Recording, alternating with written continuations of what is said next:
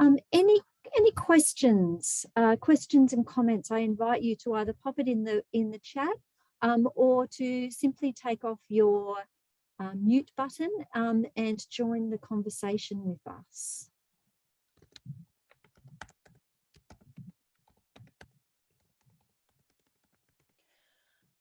I'm loving exploring the language of sustainability and critical thinking around this. There's such a, you know, often you think things and you have a wide variety of imaginary ideas and an arts practice, but it doesn't always come down to a language, an academic language. So I'm really enjoying putting the words to ways that I think. So thanks, Sasha.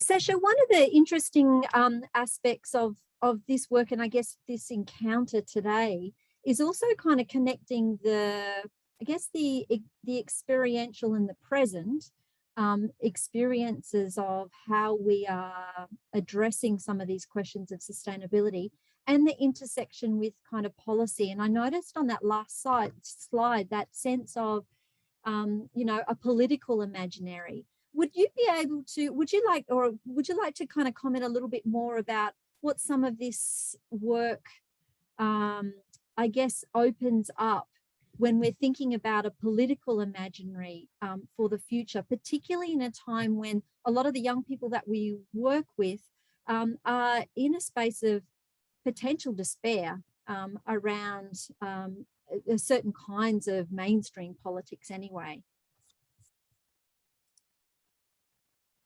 Thank you very much for this point. Do you hear me now? Yes, we do. Okay, fantastic.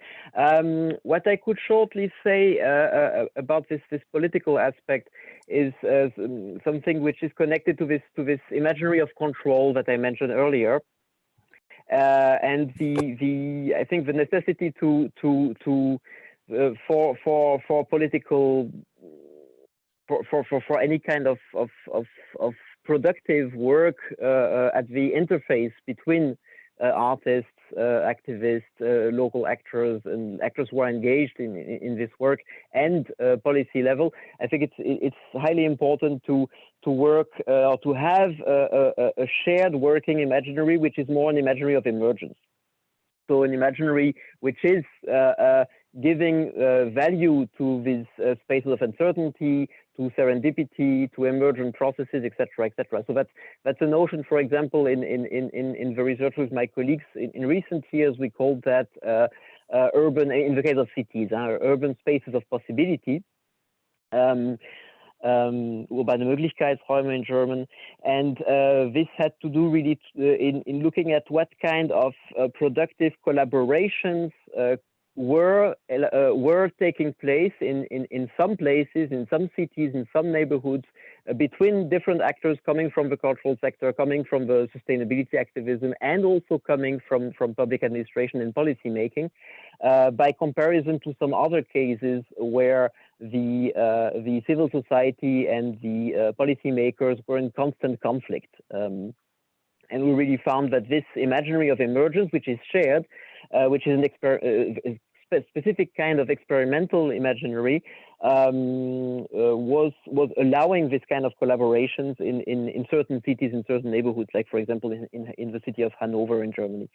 So that would be something I would point to, or yeah, I would like to stress.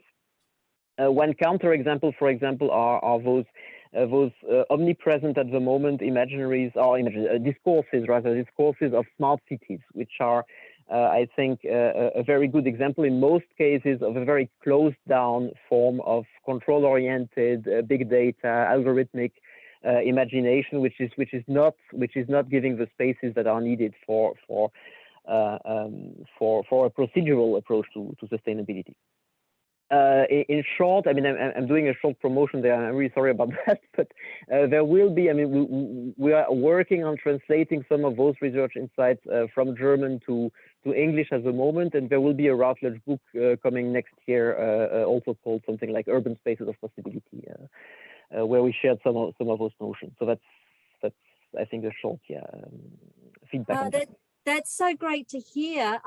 Ruth, I've noticed you were with us again. We were just talking about the political imaginary that is needed around creating some of these possibilities, or providing the sorts of, I guess, harness for some of the co-creations like the Longhouse to occur. Wondering what your thoughts are around the political aspect of this, both in terms of policy support and how we actually interact with those who are representing us in those political domains to kind of co-create a different future and open up to possibility. I love how we're talking about the emergence of this potentiality that is arising and always around us, and how we, through the creative arts, there's always been a way to not only engage but enliven that spirit of knowledge, and how do we interact with that in a respectful manner as the primary source of knowledge. And so one of the things when I hear this construct around needing, we can't do this and the world is stuffed because the politics are not up. Well, change has never happened from politics, ever. And so I often question, and this happened in my own personal life because I was in a position where I was advocating for political change and policy change, and somebody asked me, do you want to be on the destruction crew or the construction crew?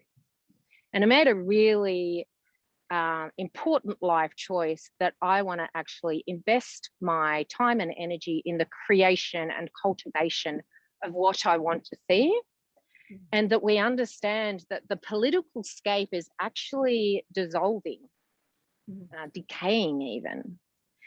And it has to decay because it has originated from a construct of the overlord. So,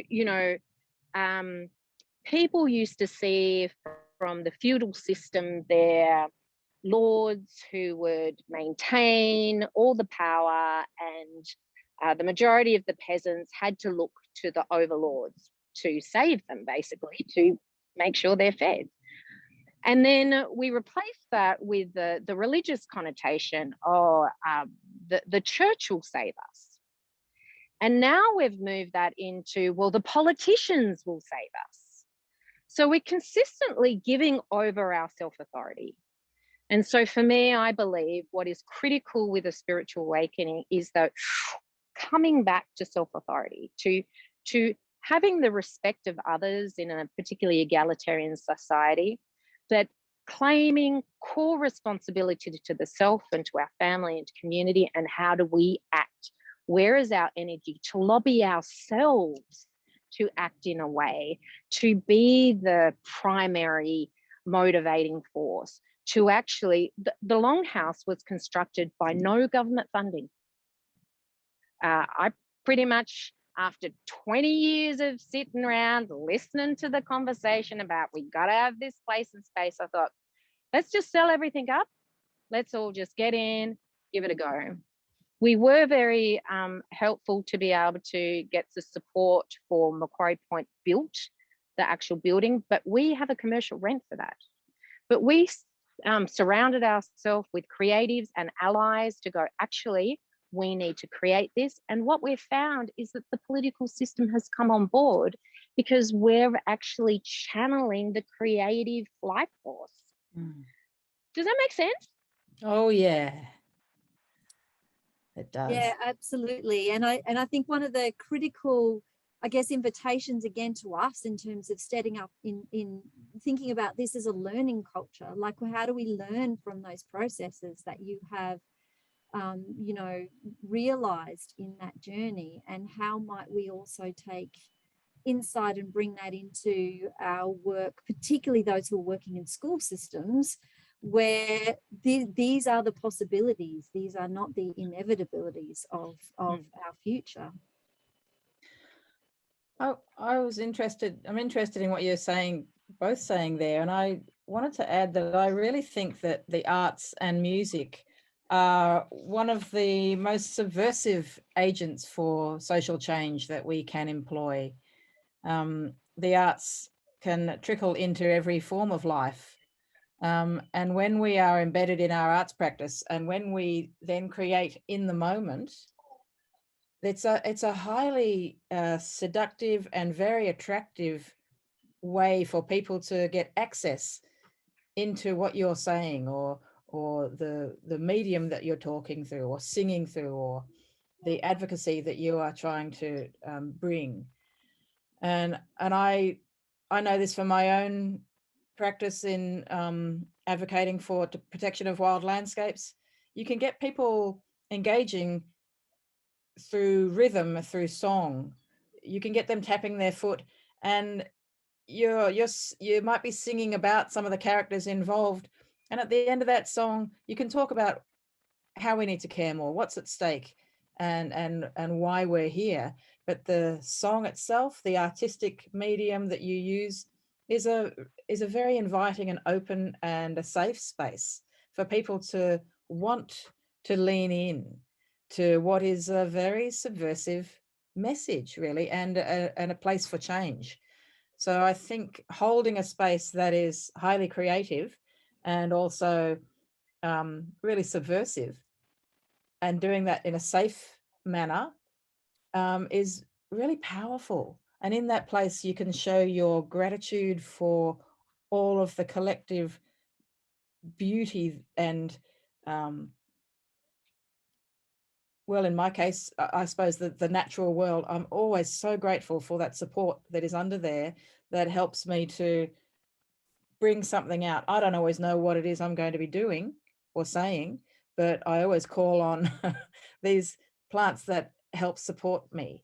And sometimes, often, I can hold a space that feels very complete and inviting, and a place for change, and a place for people to open into. So yeah, and that you can do that.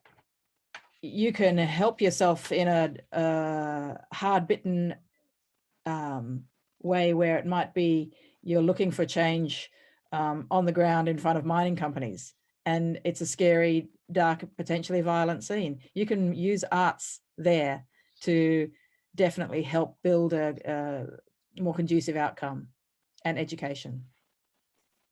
Thanks, Deb, and it's so great seeing all of the folk in your space there, Ruth, as we're talking about the very thing. Yeah, so, we've got a group of young people here just talking to plants. Jenny Brown has just shared in the chat, and so Jenny, over to you. Oh, I just wanted to share the book that Sasha and I both contributed to, which will be coming out in February next year, which is has been sort of collated by about 67 eco artists worldwide over the last few years, and it's been designed as a tool to really help in classrooms and communities in terms of activities, but also to provide that theoretical thinking in a range of ways. And my area in particular, I adore the work of Ruth, just hearing her trajectory of working within the art field, but then shifting towards the impacts outside the art field that she really wanted to see manifest in her community. And she's done it, and it's fantastic. And that leadership really needs to come from active people in you know, the cultural and arts fields, being able to make those linkages between politicization processes, policy, and you know, the local environment of politicians and communities to really drive those initiatives, because it's those that are existing in the workings of our communities that actually shift that social imaginary, so that people can be opening up their scopes to be questioning neoliberalism and neo-extractivism and all of the underlying problems of capitalism that we're really facing now with climate collapse. Thanks so much, Jenny. And I know that many of us will be looking out for that publication. And as we began today, this is an encounter where we are continuing conversations about how we are being responsive to and moving forward in terms of our next steps. Ruth, Sasha, or Deb, any last comments to round up our encounter today? I do hope that we can in some ways keep connected. You've all given us some wonderful links to your work, and we're deeply inspired by that. Are there any last comments you'd like to share as we wrap up today's encounter? If possible, I'd like to put an invitation to anybody in Lutruwita in Nipaluna. We do have Ancient Awakenings urban retreat here at the Longhouse on the weekend, and hopefully I can send through some links, particularly on Friday night. We have a Friday Feels where you come, artistic practice, as well as a shared community food. And so we'd love to get to know you and your family a bit more. Thank you so much, Ruth. Thanks, Ruth. I'd like to say how important these conversations are, I think, in the cross-cultural relevance. You know, the Indigenous communities building their strength and collaborating artistically with people who really want to open a shared narrative and expand story and recognize what's gone before and look for change. I think it's very exciting and really necessary to delve deeper into these questions. You look at the very hard questions that are going on in Canada, and the schools and the children that have been lost there. You know, we need to have some sort of restorative justice that needs to be accessible, and it's a scary place to enter, but we all must enter it. So, and here in Tasmania and Lutruwita, there are similar questions that can be teased apart with the assistance of the healing power of nature and the interconnection to nature. Thanks, Deb. So very true. And Sasha. Yes, maybe I open another box or another vase, however you call it, shortly. I mentioned shortly before this notion of spaces of possibility, but it also has its limits, and especially it kind of is a helpful way to look at emerging collaborations, alliances, processes, which also have an impact politically, but which are always networking between existing groups, between existing identities and communities, etc., which is, of course, very valuable. But I mean, to come back to Morin, anything which is, often we hear the whole is more than the sum of the parts, but the whole is also always less than the parts, meaning that anything which is emergent also includes an oppression of other possibilities, actually of other potentialities. And that's why I think it's important to work both with this notion of space of possibilities, but also to think of spaces of potentiality. And with that, to look into those who are those people and those processes which are being not allowed to emerge, not allowed to exist through other things that are emerging. And that's something which is where, especially in this case, insights from queer theory can be interesting, especially queer of color critique, things like José Esteban Munoz and the notion of disidentification. There's some, in theoretical terms, some interesting things which can be helpful to kind of balance the possibilities and something more subtle, more disempowered, which is the space of potentiality. I'm writing about that in a short chapter in another upcoming book, sorry, again, publication, which is called the Handbook of Creative Futures, also coming sometime next year. Thank you so much, Sasha. And again, that website there to Sasha's work, there is some really inspiring work there around queer theory and the ways in which we might look at sustainability through those lenses, and that sense of potentiality, spaces of potentiality as much as possibility, is a really a great point to finish on. Thanks, Sasha. Can I pass it over then to Michael and Robin to close today's session and encounter? Thank you. Thanks, Marianne. Thanks so much to everybody who presented today. Just such a wide-ranging and thoughtful OnCon with so many different perspectives.